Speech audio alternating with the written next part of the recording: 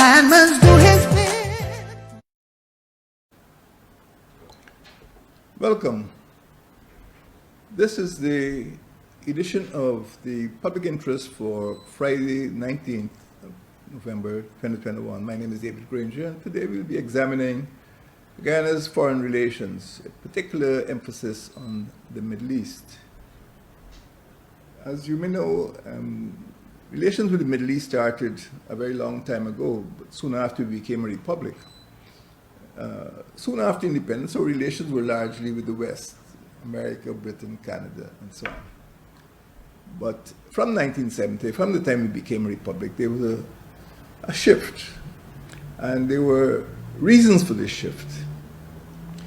As you know, from the time of independence in 1966, Guyana was faced with serious security problems on its borders. Ancoca was seized by the Venezuelans in 1966 independence year. In 1968, the Venezuelans published this notorious Leone Decree claiming the waters off the Essequibo coast. In 1969, there was the Rupununi Rebellion, which was aided and abetted by the Venezuelans. So by the time we became a republic, Guyana felt that it was not getting the type of support from its former colonial masters, the United Kingdom, which had gotten us into this mess in the first place, or the United States, or Canada. And Guyana was really left on its own. We were getting a lot of resolutions, but no solution to the territorial problem. And a decision had to be made. We couldn't remain victims of Venezuelan pressure and aggression.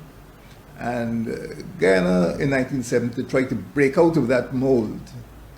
And there was a decided shift of diplomacy from the West to the East.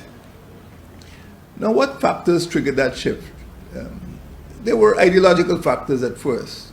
Yes, Guyana felt that it had to seek new friendships, and those friendships were in the Third World. And at that time, the non-aligned movement was the most powerful international organization among Third World states. As you know, there is a monument in Georgetown, and one of the persons in that monument, there are four heads, of course, Nkrumah, Nasser, Sukarno, and the president of Ghana at the time, Nkrumah.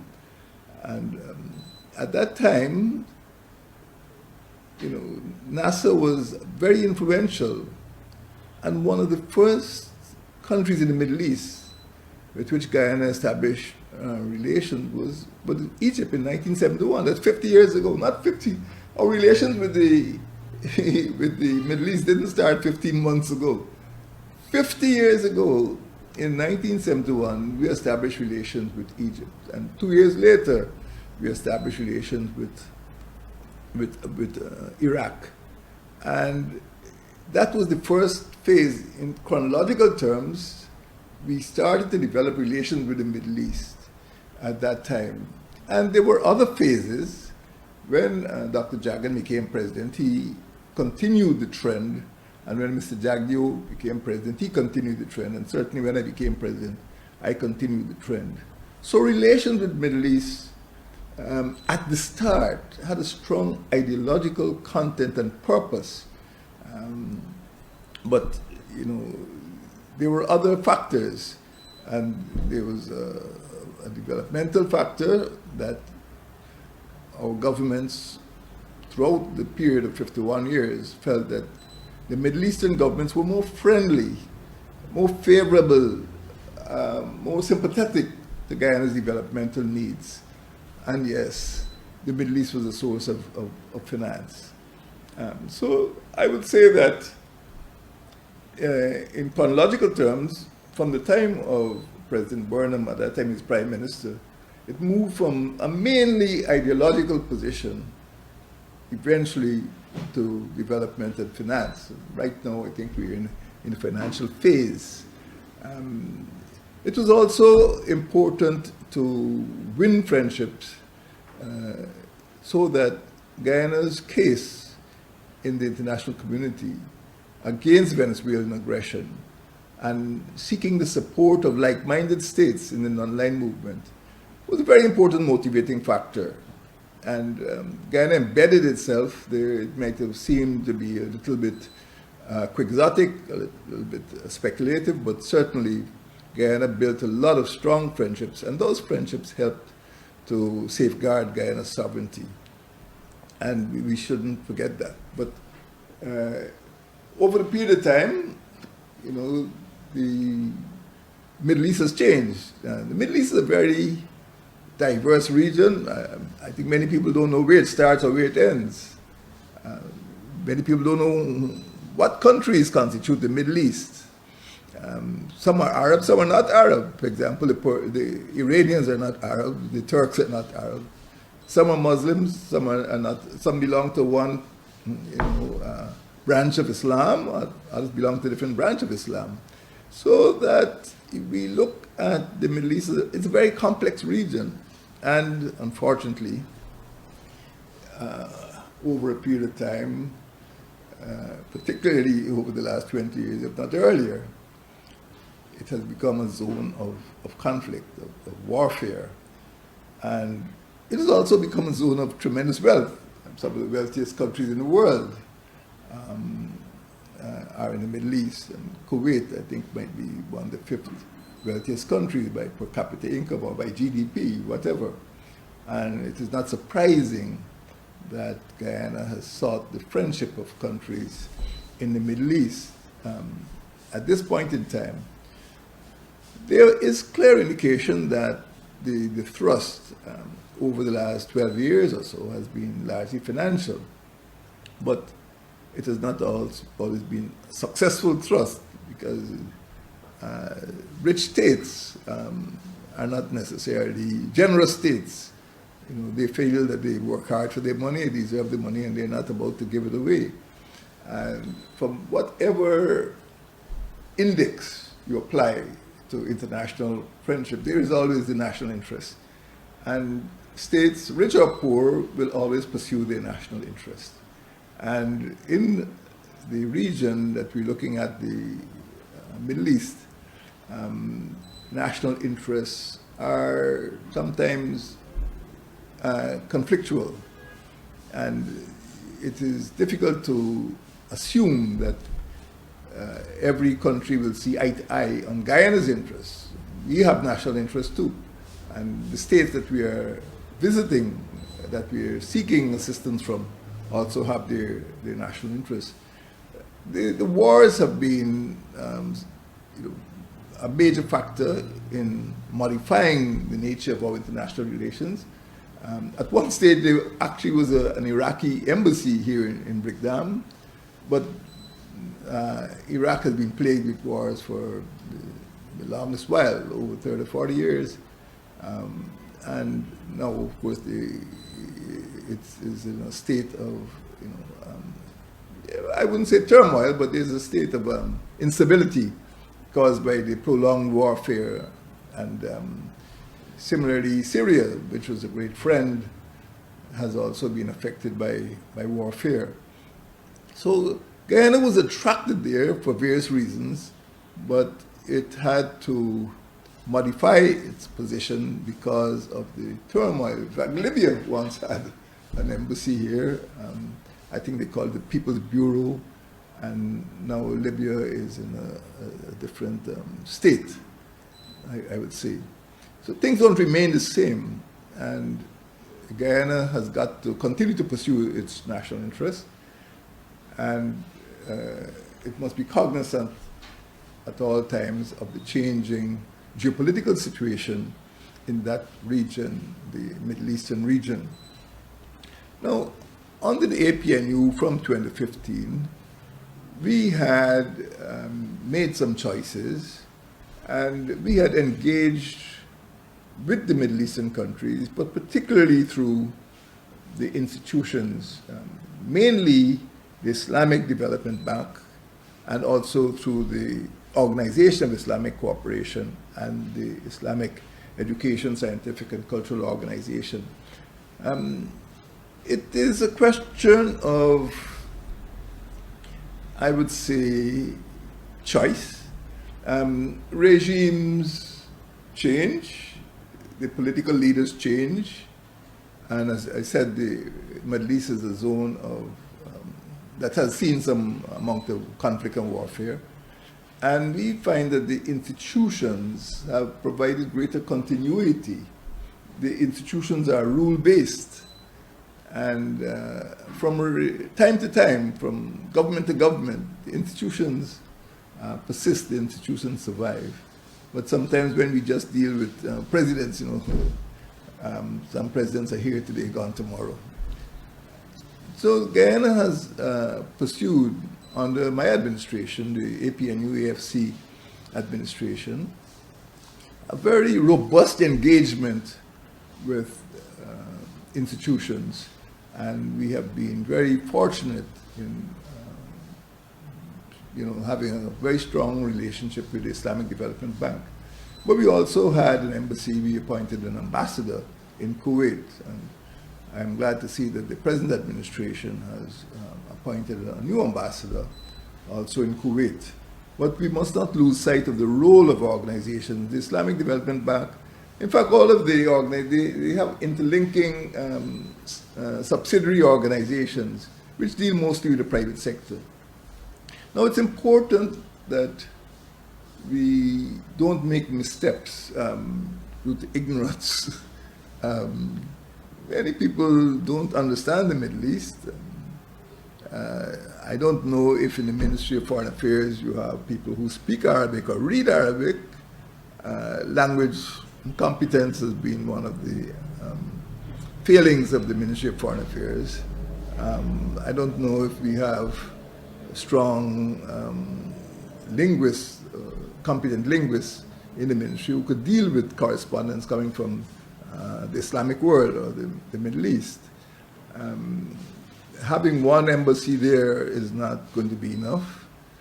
Guyana has relations with scores of countries, and agreements have to be documented. I'm sure with Brazil alone you have stacks of agreements. And you need a foreign ministry which has the capability, which has the capacity to deal with this great volume of correspondence and interaction and engagements.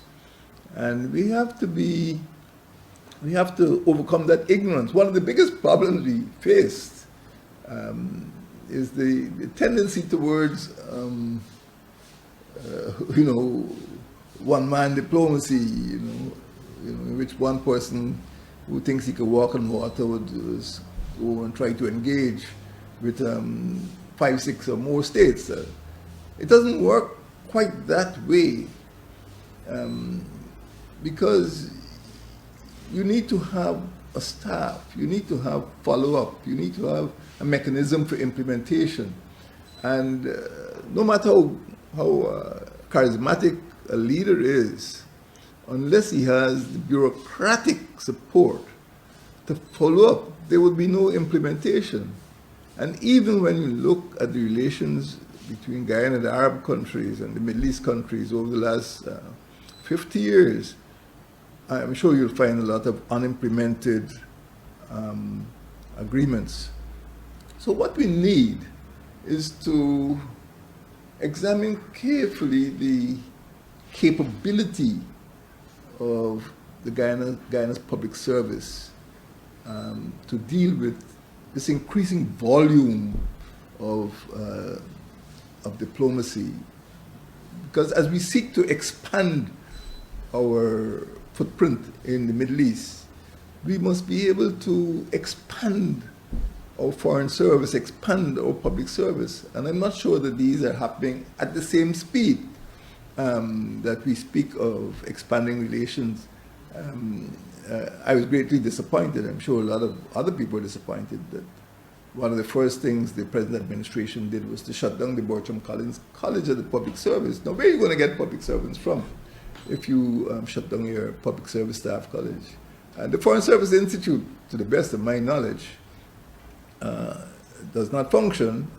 If it functions, I don't know if it's capable of producing the young diplomats who need to go to staff these various ministries, staff the ministries which need to support the agreements, because the agreements are not always in the foreign ministry. Some of them involve agriculture, some may involve energy, some may involve education. So you need people who are capable to function, capable of functioning in those various fields. But you also need diplomats, and those diplomats cannot be retired public servants, they cannot be retired politicians. You know, I know we've appointed a few already who are, retired parliamentarians. They may not be the best persons to represent Guyana's interests. You need diplomats who could move about, who can speak the language of the country that they're working in, and who could make deals. You know, you need an energetic foreign service, and you need to have people who are trained in Guyana's foreign policy. You know, and there's always been a tendency, I think, of the PPP administration to employ persons who, to whom they owe political. They need to reward them politically for some service. This is not always the best recommendation for diplomats. I remember soon after 1992, one diplomat was appointed to a position, and he almost boasted that he hadn't been in Guyana for over 18 years, and he really, you can't find, Orange or Royale on the map. And this is not what we want to happen. So we need to ensure that the Foreign Service has the capability to service these new embassies or these new engagements that are being developed in the Middle East. A big mistake, ignorance is not often forgivable. Some people don't forgive ignorance. And a big mistake happened some years ago when Guyana got involved in attempting to invite Iranians to conduct mapping and geophysical surveys of Guyana. And of course, they're looking for uranium, they're looking for other minerals. I mean, they have their own national interests. Unfortunately, Iran at that time, and up to now, continues to be on the other side of the fence, the United States of America. And the United States of America has strong interests in South America and in this Western Hemisphere. And I think some of the engagements that were attempted with Iran, were had quite unfortunate outcomes. And at a time when I think Hillary Clinton was Secretary of State, there was some hard words about Guyana's attempt to engage Iran, which was at that time regarded as non-friendly to the United States. And those of you with the long memories would know that an Iranian cleric was found bound and gagged and killed in the highway, or something like that. But that thrust showed a lack of ignorance about the geopolitics of the region, and also the fact that most of the Iranians, I don't know if you can call it a state religion, are of the Shia denomination of Islam, and many of the Guyanese Sunni denomination, many of the Guyanese Muslims are Sunni, and that might have been an area of difference. I don't think it's an area of conflict necessarily, but there was certainly a difference. What is now known is that there is a more muted relationship with Iran. One Guyanese who was convicted of terrorism was supposedly linked to the Iranian, denomination of Islam. So we need to be careful. We can't go plunging into the Middle East without being aware of the geopolitics and, of course, the differences and the conflicts. And Middle East is a zone of conflict. So there was some pressure, and I don't think that we needed that sort of pressure at that time in Guyana, and we must be more careful in future. Now, the big issue facing Guyana now is whether there is actually a shift, a stronger shift to the east than ever before, a shift away from the west. Guyana is a country with limited assets, limited resources, and to the extent that we are now embarking on this Middle East strategic diplomacy, we have to ask ourselves, what is our foreign policy?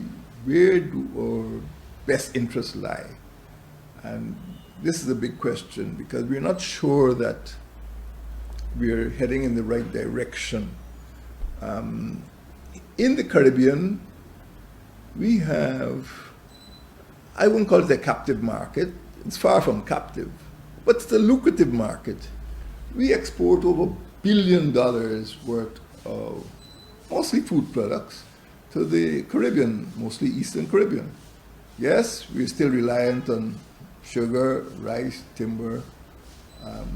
Perhaps we could do more, to expand the market. But the Middle East, a place like Kuwait, 11,000 kilometers away from Guyana. Trinidad is 600 kilometers from Guyana.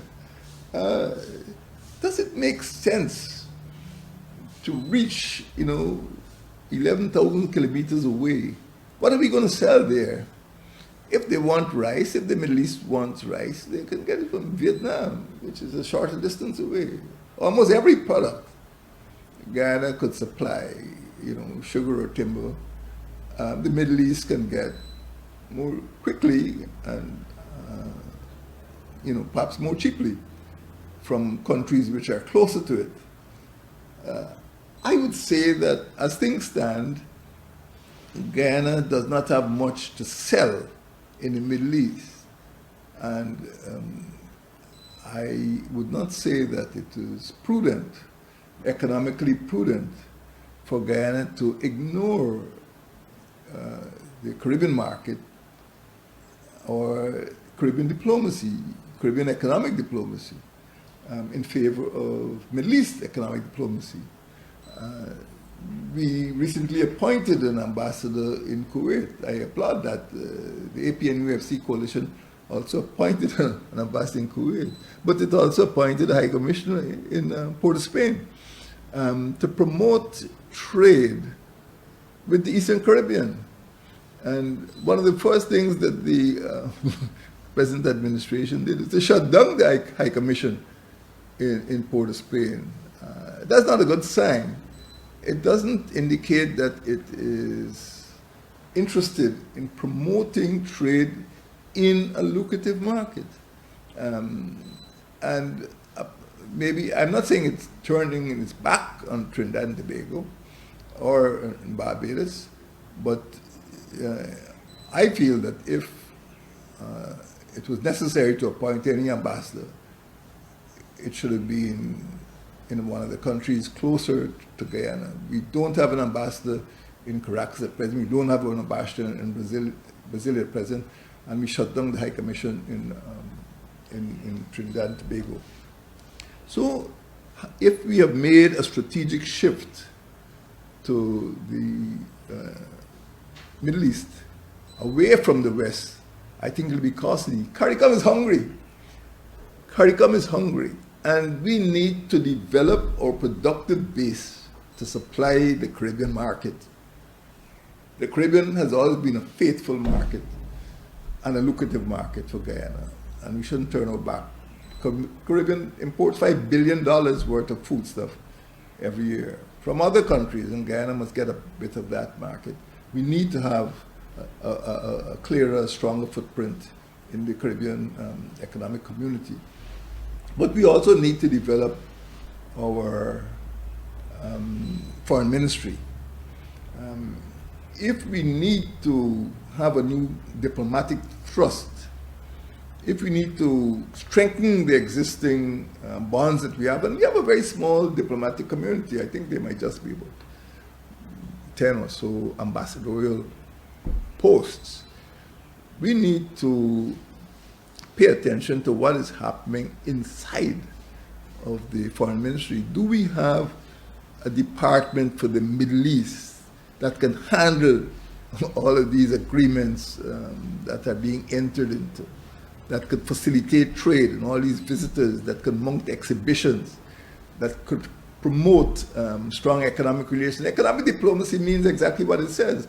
But does Guyana have an economy that could benefit from that type of diplomacy? Does Guyana have diplomats who could make use of Guyana's economic strength? So economic diplomacy is essentially meaningless unless there is some internal organization or reorganization within the Ministry of Foreign Affairs in order to develop and to promote this new thrust in the Middle East. The Middle East is a very sophisticated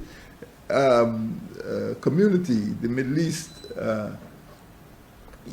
has contacts. I'm sure there are people all over the world. I mean, the Islamic countries around the world are flocking to the Middle East because they feel that there's easy money, but it's a mirage. The money is there, but the Middle East are savvy, and they are interested in putting their money. They want returns on the investment.